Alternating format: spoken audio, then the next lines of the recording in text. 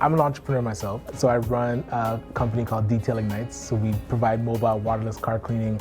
And when we initially were starting to grow, I realized that there was nowhere for me to go to talk to a Black-focused business organization about scaling. The current ones that existed didn't really have it in their mandate to help companies scale. So I was able to reach out to 6 other entrepreneurs and say, listen, I'm thinking of this idea. Could we create an entity that would sit down with entrepreneurs, figure out what stage they're in, and then help them grow? And thus, ACBN was born. So the Afro-Caribbean Business Network was born, I feel like selfishly, out of a need I had for my own business. Of course, my heritage is Jamaican, and I do consider my full bloodline African. So we would say like Afro-Caribbean. And because we're Afro-Caribbean, it does touch on other cultures that have Caribbean as their heritage.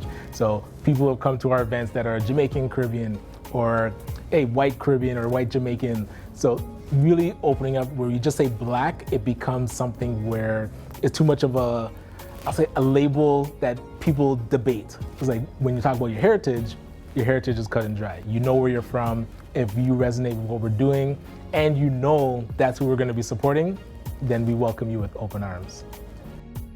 A big piece that was the genesis for me to start ACBN is my barber. And a lot of times as business owners, we don't talk about franchising and expanding through licensing our brand. And even with Randy's Patties, they were talking about them closing. They should have been a staple across Canada already. So with ACBN, we really touch on, one, operating your business like a franchise. Even if you're not thinking about franchising, understanding the processes, the procedures, everything documented and putting your business in a box, and then being able to give that box to somebody else that they could run it and be successful. So as I was going through that process with my company, Detailing Nights, I realized more business owners could use that support just to understand the mindset of franchising. And then that's what we really bring to business owners. Because they don't think about it, when you mention, could you give your business to somebody else to run, they get defensive. They're like, whoa, somebody else running my business out?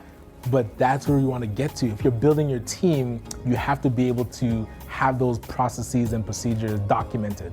When it's all just in your head, when you go, it goes. So we have to be able to build out that machine, and then that creates generational wealth. So having a machine that generates revenue, that's what I was talking to my barber, like, they don't have to be barbers. Like, he has children and none of them want to take over the business. But if they had the operating manual, they would just run it. That money is coming into the family, and you hire barbers. So shifting us from just the entrepreneur that pulls every lever in the machine to now the business owner that is operating and making sure the machine runs smoothly allows you to really amplify and scale. Arabian